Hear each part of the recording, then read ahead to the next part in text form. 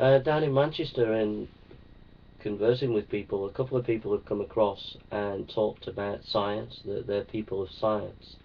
This has cropped up a few times, and there's two ways that I kind of ask questions concerning that. First thing is, I say, can science compute or understand fully how you love someone? And those who are kind of honest and fair will say, no, science can't comprehend fully how I actually love someone. So they recognize there is limitations about science.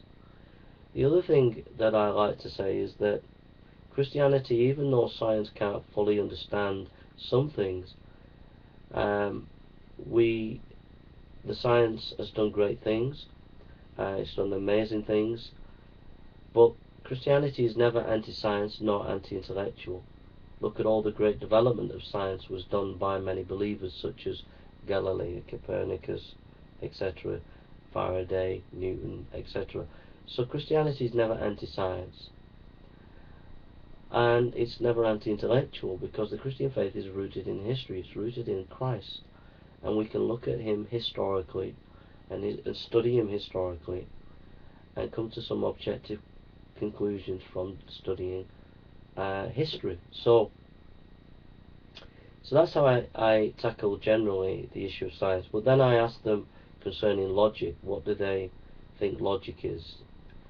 Is it universal and immaterial? So I ask them about the law of non-contradiction, and I say to them, A is not B. Is that a universal law? Most will say yes.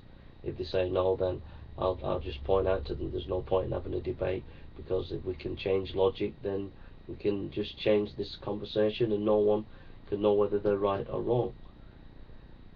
So I asked them about the law of non-contradiction. Is it universal? Most will say yeah. I'll say, is it immaterial? Most will say yeah. And then I'll say, how can, if you believe in just science, all we have is the material, how can the immaterial, such as a universal law of logic, have come about? And most will be honest and say it's an interesting question.